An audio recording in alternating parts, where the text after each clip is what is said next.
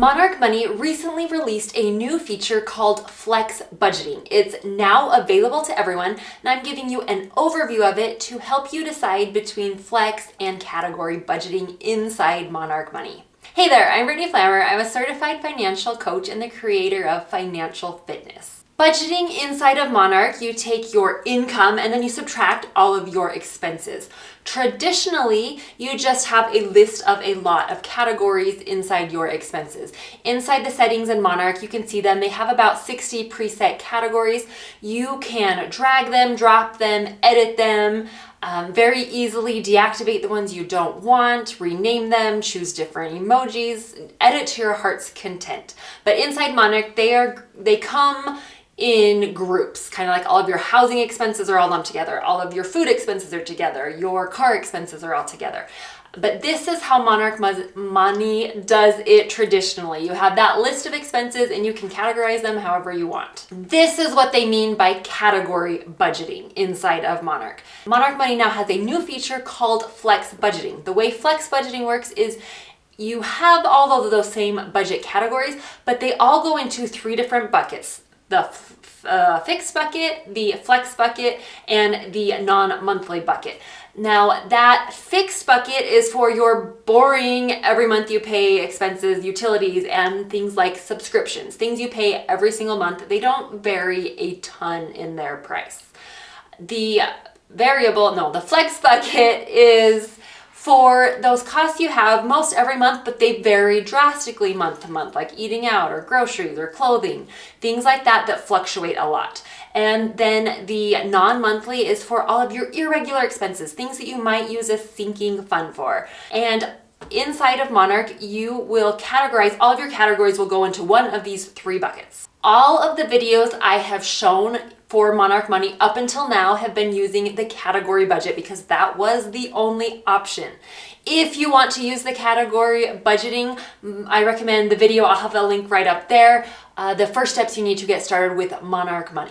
If you are thinking you might want to try the flex budgeting, here's an overview of it. First of all, when you go to set it up, they are going to show you on one page those 3 buckets, and it is going to come preset with all of the categories that you get using the category budgeting. It's those 60 or so preset categories that they have, and you can drag them and drop them into the bucket where you think they should go. They automatically have them come in buckets, but you'll probably have to edit some. If there are any categories you don't use, deactivate them. I promise that makes your life easier. Now it's going to show you an overview of each bucket, and it will start with the fixed bucket. And it's going to list out all of the categories that you had inside the fixed bucket. It's going to list them out and the amount you are budgeting for them, and it will give you a total for the overall bucket. You can still add and delete categories if you think of one, but for each category, you simply just set an amount and it's gonna update the total for the total fixed bucket. If you click on a category, it will show you your spending for the past 6 months, your average.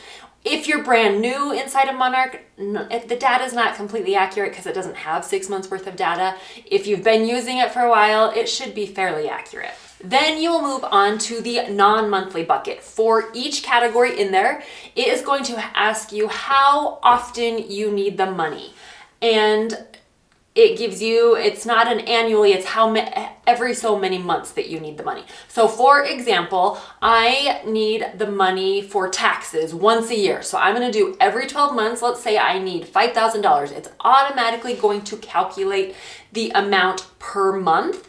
And if you scroll down, it will add that to your non-monthly budget and it will subtract that from your income. Then when you move to the flexible budget, it is just going to show you one total amount for all of those categories inside your budget. It shows you the amount. If you click on it, it will show you your average spending. Once again, the data might or might not be accurate depending on how long you've used it. If you click, you can show all of the categories inside your flexible bucket. You can, if you want, you can click on a category to see how much you typically spend on it. You can set a number for a specific category. But the whole point of Flex is to simplify things for you and to show you less numbers. So they are just giving you one overall number. If there are one or two categories, like maybe groceries or eating out, that you want to track and you want a specific goal for those, you can enter in a specific goal for those. It's not going to affect your total for the Flex budget. That just means you're specifically tracking how much you spend on that category for the month. I should add, if you are really confused right now and want help, I do have a little mini course on Monarch money. Check that out. There's a link in the description box. Use the code YouTube for a discount. When you open up the budget tab, you see all of the different categories. You can minimize or you can click to expand them, but you can see here under expenses, we've got the fixed, non-monthly, and our Flex spending buckets. The fixed bucket and the non-monthly will show you each category inside of that bucket, and it will track each category individually. If you go into the Flex bucket, it is just going to give you the total spending for the entire bucket. You can see, if you want to expand, you can see all of the categories and it will show you how much you've spent on each category. But unless you entered in a budgeted amount, it won't show you those numbers. It's just going to show you how much you've actually spent in that category, and it's only showing you the Flex budget versus actual and how much you have remaining, or if you're over budget. If you chose like groceries or eating out, chose a couple of categories, you did set a budget, it will show you that specific budget. Inside all of the categories, green means you've still got money left to spend according to your budget. Red means you've gone over budget. And inside the Flex bucket, there's also yellow. Yellow means you have gone over that budget.